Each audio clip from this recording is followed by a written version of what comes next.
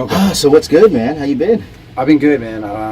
I'm writing a poetry book right now because I'm dealing with some emotional stuff, but it's really cool because it's like healing also at the same awesome. time. Yeah. So I've noticed you posted some things on Instagram, a few lines here and there that have been really good. Thanks, man. Yeah, it feels like it's not me writing. It feels like it's just like coming out of me like a sweat. It's kind of interesting. Yeah, it's kind of, I feel like I've reached that full writer status now, which is great. Like I've allowed myself to be that person, which is great because you just deny yourself all these years. And I'm like, now I'm me.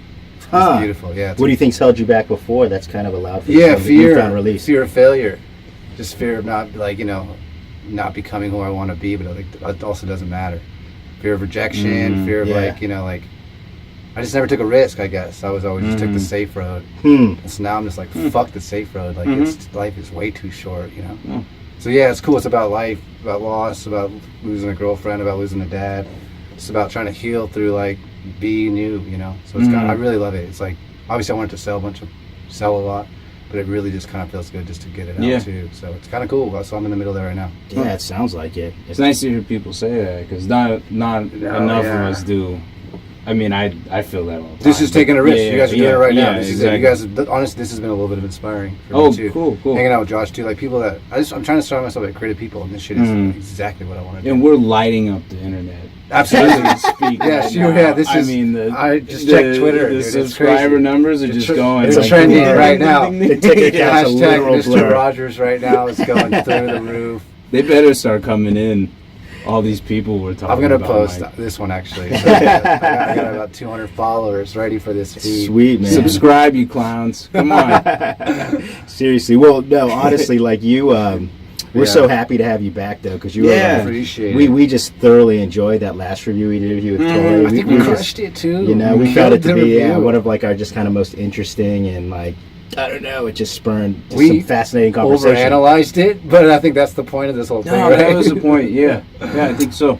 Yeah. And actually, I'm really excited to kind of watch it again. And that was a good movie to do that. Yeah, but who knew? It wasn't that deep. No. I didn't think it'd be that deep. And that's why we thought, you'd be good for this one too. Perfect. We got, we can go like deep into it. So got it. Let's go. Yeah. Well, let's do it. Man.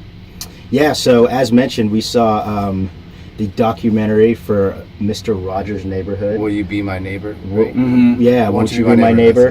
Which is a long overdue documentary about children's television, one of its most influential and kind of, innovative entertainers, teachers, child sages, if you will. And grab your fluffiest cardigan and cleanest pair of Vans shoes and check out this trailer. Won't you be my neighbor?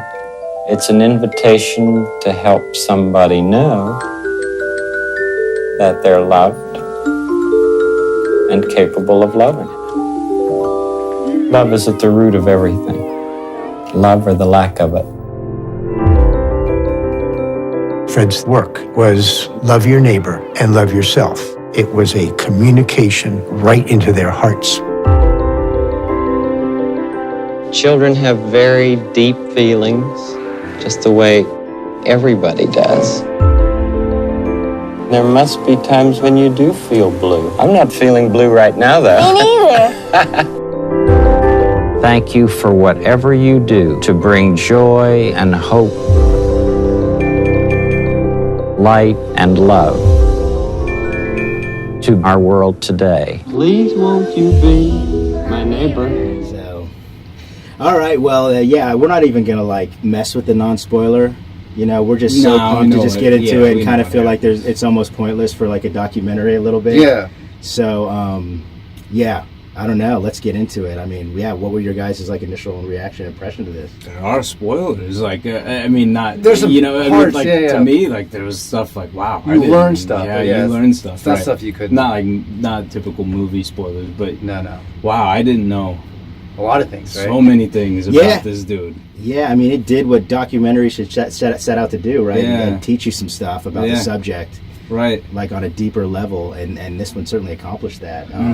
Just to see, I mean, just the span of his career, which, I just had no 30, idea. 40 years. And again, it's like my narcissism where, in my mind, he only did the show when I was watching it. Right, I thought And, like the 10-year moment I got show, too yeah. old for it or something is when he quit, obviously. He was still doing it around But, 9/11. I couldn't believe it. Like he was still Yeah, around. I mean, he's doing 9/11, he's doing PSAs. Still in college, and we just know. totally blew it. Like we just didn't even know it. You know what's crazy when they do some of the cuts were like they'd show the show when he started. Yeah. And then they cut to when he was like older. finishing up, Yeah. and that blew my mind because you could, You could see it on his face. Yeah, Yeah, of he was like course, 40 yeah. years older. Yeah, so for those who weren't quite aware the way we were, I mean, I think his show kicked off in the mid-'60s.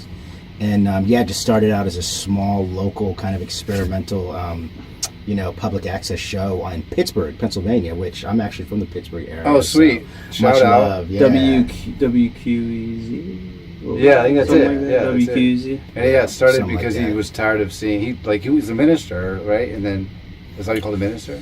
Yeah. Yeah, he The was minister. he was going to get ordained as a minister, and then he kind of decided against it because felt like he could kind of have more of an impact. Bigger voice. He saw TV. Yeah, he Greater saw how yes. terrible TV was. Saw TV, hated it, wanted to change it. What a nut! He just saw TV and he's like, Yes, I want to be in it. I'm gonna do that now. Yeah. Like who does that? Wow. That's crazy. Yeah, and that's kicked off a show that lasted till I think he filmed the last one in 2001, and he took a break in there. It seemed like, and kind of tried to do an adult project, Old kind of Friends, like New the Friends. Old I Friends, did New know Friends, that. which is like the adult version of Mr. Rogers. He went to like a jail and like talked to people. Yeah. And he was like, just asking how it feels to be incarcerated and like what kind of hope do you guys have. He was just trying to heal people through He like didn't love. quite connect.